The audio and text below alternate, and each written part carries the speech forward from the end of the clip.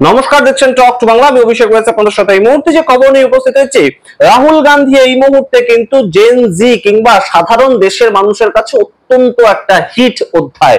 তার কারণ রাহুল গান্ধী যে বক্তব্যগুলো তুলে আনছেন, সেটার যে ফলোয়ার, সেটার যে সোশ্যাল মিডিয়া অ্যাপিলিং, সেটা কিন্তু অত্যন্ত চোখে পড়ার মতন।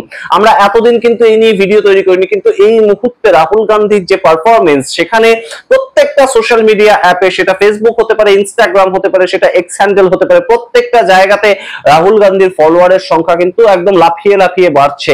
আপনাদের একটা ছোট্ট আমরা ইনস্ট্যান্সেস দেখাবো। যেহেতু ইউটিউব সূত্রে আপনাদের সঙ্গে আমাদের পরিচয়, সেহেতু ইউটিউবে এই মুহূর্তে রাহুল গান্ধী তারও চ্যানেল রয়েছে, নরেন্দ্র মোদী তারও চ্যানেল রয়েছে, এবং রাহুল গান্ধী এই মুহূর্তে রিসেন্ট যে ঘটনাটা ঘটিয়েছেন 18ই সেপ্টেম্বর তিনি হাইড্রোজেন বোম তো ফাটাননি, কিন্তু তিনি একটা প্রেস কনফারেন্স করেছেন। তিনি আলন্দ বলে একটা জায়গা, সেখানে কিভাবে ভোটে একদম নাম ডিলিট করা হয়েছে মানুষের, সেইটা তিনি দেখিয়েছেন। এবং 18ই সেপ্টেম্বরের এই যে সম্পূর্ণ ভিডিওটা তার দেখানো, এখানে রাহুল গান্ধীর যে ইউটিউব চ্যানেল, সেখানে আপনারা চলে গিয়ে একদম সরাসরি লাইভ সেকশন বলে একটা সেকশন আছে, সেখানে আপনারা দেখুন, যেটা আপনাদেরকে দেখাচ্ছি, একদম সরাসরি 11 লক্ষ ভিউজ। এই যে রাহুল গান্ধীর একদম সরাসরি 44 মিনিটের একটা পুরো লাইভ সেশন, যেটা তিনি প্রেস কনফারেন্স করেছিলেন, সেখানে 11 লক্ষ ভিউজ ইতিমধ্যেই হয়েছে। এবং সেটা যদি আমরা একদম খোলার চেষ্টা করি, অর্থাৎ ওপেন করার চেষ্টা করি, তাহলে কিন্তু আমরা সরাসরি সেখানে দেখতে পাবো একদম 1,03,000 মানুষ লাইক করেছেন এবং ইন্টারঅ্যাক্ট করেছেন 10,000 মানুষ। অর্থাৎ এই যে রাহুল গান্ধীর যে বক্তব্য, সেটা কিন্তু সাধারণ মানুষের কাছে পৌঁছচ্ছে, এবং সাধারণ মানুষ সেটাকে কিন্তু অবশ্যই পপুলিস্ট একটা নেতার একটা চরিত্র হিসেবে রাহুল গান্ধীর প্রত্যেকটা কন্টেন্ট বা রাহুল গান্ধীর প্রত্যেকটা যে ভিডিও, সেটাকে দেখছেন। তার কারণ রাহুল গান্ধী প্রাসঙ্গিক কথা বলছেন। তেমন কিন্তু যারা ভোট স্ট্র্যাটেজিস্ট কিংবা যারা এই মুহূর্তে রাজনৈতিক পর্যবেক্ষক, তারা মনে করছেন সোশ্যাল মিডিয়া এই মুহূর্তে অবশ্যই একটা গুরুত্বপূর্ণ ফ্যাক্টর। রাজনীতি করতে গেলে যে কোনো রাজনৈতিক দল তারা সোশ্যাল মিডিয়াটাকে একটা প্ল্যাটফর্ম হিসেবে ব্যবহার করছেন। এমনিতে যে কোনো জায়গায় কিন্তু 1 লক্ষ মানুষকে জোটানো একসাথে সঠিক ব্যাপার খুব একটা সহজ কাজ নয়। কিন্তু এই মুহূর্তে একদম সোশ্যাল মিডিয়ার দরুন, এই যে ফেসবুক বা ইউটিউবের দরুন যে ঘটনাটাগুলো ঘটছে, একদম মানুষের বেডরুমের মধ্যে ঢুকে যাচ্ছেন রাহুল গান্ধী তার বক্তব্যটা নিয়ে। এবং সেই ক্ষেত্রে এই যে লাইভ একদম স্পেশাল প্রেস কনফারেন্স, যেটা টাইটেল, সেখানে ভোট চোরি ফ্যাক্টরি, এই যে বক্তব্যটা, এই যে লাইভ সেকশনটা, সেখানে 11 লক্ষ ভিউজ হয়েছে। এবং তিনি 18ই সেপ্টেম্বর বিষয়টাকে আপলোড করেছিলেন। তার পরবর্তীতে এই সামগ্রিক কথা আপনাদের সঙ্গে তুলে ধরলাম। এবং এর সঙ্গে আমরা একটা তুল্যমূল্য বিচার করে দেখাবো যে নরেন্দ্র মোদী ঠিক তার আগের দিন 75 বছর পূর্ণ করেছে। যে 75 বছর নিয়ে আমরা বিভিন্ন সময় একদম সোশ্যাল মিডিয়া থেকে শুরু করে বিভিন্ন জায়গায় লেখালেখি দেখেছি যে নরেন্দ্র মোদী 75 বছর পূর্ণ করছেন, বিশাল কিছু হবে, হাইপ তৈরি করা হয়েছিল বিভিন্ন মিডিয়ার সূত্র ধরে। কিন্তু সেখানে নরেন্দ্র মোদী এই 18ই সেপ্টেম্বরের ঠিক আগের দিন তিনিও তার ভিডিও আপলোড করেছেন তার ইউটিউব চ্যানেলে। আপনাদেরকে দেখাবো সেখানে কত ভিউজ এবং সেখানে কত সাবস্ক্রাইবারটা কিন্তু অবশ্যই একটা ভিউজের ক্ষেত্রে কাউন্ট করতে খুব ইম্পর্টেন্ট একটা জিনিস। আপনারা আগে দেখে নিন রাহুল গান্ধীর যে ইউটিউব চ্যানেল, সেখানে আপনাদেরকে দেখিয়ে দিচ্ছে এই মুহূর্তে 98,70,000 মাত্র সাবস্ক্রাইবার। মাত্র বলতে ইউটিউবের সূত্র ধরে সেটা অনেকই, কিন্তু একদম নরেন্দ্র মোদীর তুলনায় সেটা একদমই তুচ্ছ বলা যেতে পারে। 1 কোটির কাছাকাছি সাবস্ক্রাইবার রয়েছে রাহুল গান্ধীর। এবং সেই ক্ষেত্রে 11 লক্ষ 18ই সেপ্টেম্বরে ছাড়া একটা ভিডিও, সেখানে মানুষ কিন্তু গিয়েছেন, দেখেছেন ভিডিওটা, এবং ভিউজ তারা এসেছে, তার মানে মানুষ দেখেছেন।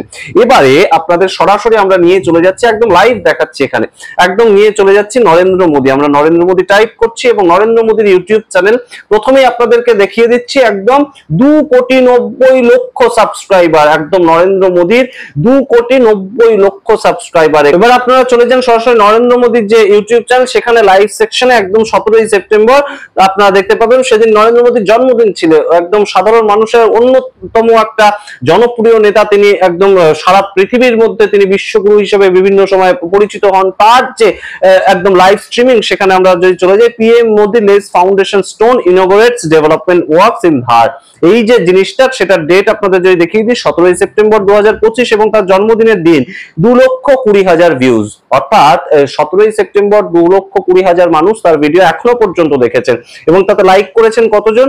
9,700 জন লাইক করেছেন। এবং তার যে কমেন্ট সেকশনে কমেন্টস এসছে, তার মধ্যে ম্যাক্সিমাম কমেন্টস অবশ্যই যে হ্যাপি বার্থডে নরেন্দ্র মোদীজি ইত্যাদি ইত্যাদি। এবং তাতে সংখ্যাটা হচ্ছে 1600, মাত্র 1600 মানুষ কমেন্ট করেছেন।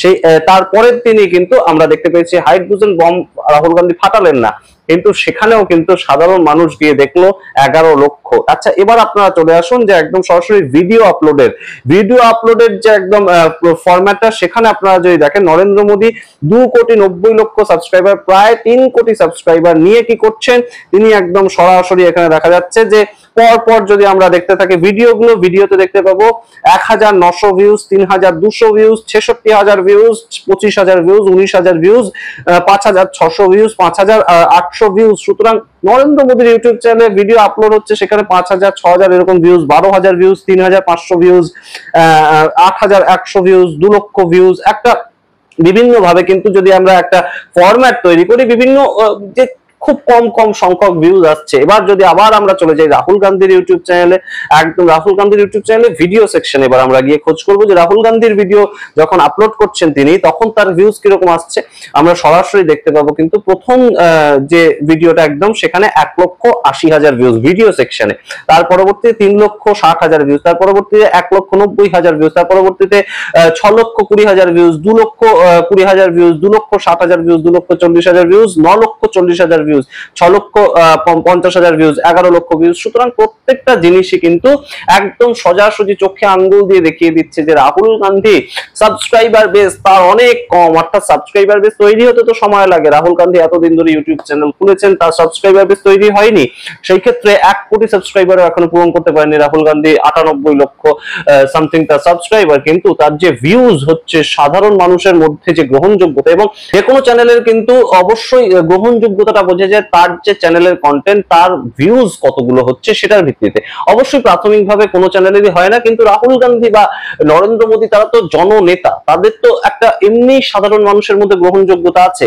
সেই ক্ষেত্রেও সোশ্যাল মিডিয়াতে কিন্তু সরাসরি আমরা শুধুমাত্র একটা সোশ্যাল মিডিয়া প্ল্যাটফর্ম ইউটিউব দেখালাম, ফেসবুক, ইনস্টাগ্রাম, এক্স হ্যান্ডেল সেসব তো আমরা গেলামই না, কিন্তু শুধুমাত্র ইউটিউবের সূত্র ধরে মানুষ কতটা গ্রহণ করছে কোন নেতাকে, সেটা কিন্তু আবারও একটা প্রমাণ হয়ে গেল। এবং এটা নিয়ে কিন্তু ইতিমধ্যেই কথা উঠতে শুরু করেছে। রাহুল গান্ধীও নিজের ইউটিউব চ্যানেল নিজে চালান না, নরেন্দ্র মোদীও নিজের ইউটিউব চ্যানেল নিজে চালান না, দুজনেরই একদম সোশ্যাল মিডিয়া চালানোর জন্য একটা টিম থাকে। প্রত্যেক নেতারই বড় যারা জননেতা তাদের টিম থাকে এবং তারাই সেগুলোকে হ্যান্ডেল করেন। কিন্তু সেই ক্ষেত্রে রাহুল গান্ধীর টিম যা কাজ করছে এবং নরেন্দ্র মোদীর টিম যা কাজ করছে, আপনারা বুঝতেই পারছেন যে কোনটা মানুষের কাছে গ্রহণযোগ্যতা কতটা বেশি, এবং সেখানে কত মানুষ ইন্টারঅ্যাক্ট করছেন, কত মানুষ গিয়ে একদম সরাসরি মানুষের সাথে তার কথাটা গ্রহণ করছেন, সেটাই ভিত্তিতে তো ভিউজ বেশি হয় কিংবা লাইকস বেশি হয়। আপনারা যদি কারোর ভিডিও কারোর পছন্দ না হয়, তাহলে কি সে আর পরের দিন দেখতে আসবে? সেটা তো হয় না সাধারণত। তাহলে সেই ক্ষেত্রেই রাহুল গান্ধীর এই মুহূর্তে যে ভিউজ আপনাদেরকে দেখালাম, রাহুল গান্ধীর যে গ্রহণযোগ্যতা, সেটা কিন্তু শুধুমাত্র যে সোশ্যাল মিডিয়া তার মধ্যে সীমাবদ্ধ থাকবে তেমন মনে করছেন না অনেকেই। সামনে অনেকগুলো ভোট আসছে এবং তার আগে নরেন্দ্র মোদীর যদি এই ধরনের ভিউজ থাকে, একজন সাধারণ একদম রীতিমতন যারা শুরু করেছেন ইউটিউব, তাদের যে ভিউজ তার থেকেও নরেন্দ্র মোদীর ভিউজ কিছু কিছু ক্ষেত্রে কমে যাচ্ছে। 5,000, 6,000 প্রত্যেক ভিডিওতে ভিউজ, সেটা কি কোথাও গিয়ে খুব একটা সমীচীন দেখতে লাগছে? অর্থাৎ এটার মাধ্যমে আর বিশেষ কিছু যদি প্রমাণ নাও হয়, একটা জিনিস কিন্তু প্রমাণিত হয় যে রাহুল গান্ধীর যে কন্টেন্ট একদম ইউটিউবে যা আপলোড হচ্ছে সেটাই কন্টেন্ট, এবং সেটা এবং নরেন্দ্র মোদীর যা কন্টেন্ট আপলোড হচ্ছে ইউটিউবে, দুটো ইউটিউব চ্যানেলে, সেটার মধ্যে কিন্তু রাহুল গান্ধী অনেকটা বেশি প্রাসঙ্গিক, অনেকটা বেশি মানুষের কথা বলছেন। এবং যেখানে মানুষের কথা থাকবে সেখানেই তো মানুষ এসে যুক্ত হবেন, এবং যেখানে একদম শুধুমাত্র জননেতার কথা থাকবে, জননেতার বক্তব্য থাকবে, সেখানে মানুষ হয়তো একটু কম যুক্ত হন। সেটাই আরো একবার প্রমাণিত হলো নাকি? আপনাদের সামনে রাখলাম এই প্রশ্ন। আপনারা অবশ্যই আপনাদের মতামত কমেন্ট বক্সে কমেন্ট করুন। দেখতে থাকুন টক টু বাংলা। অবশ্যই টক টু বাংলা ইউটিউব চ্যানেলটিকে সাবস্ক্রাইব করে দিন। ধন্যবাদ।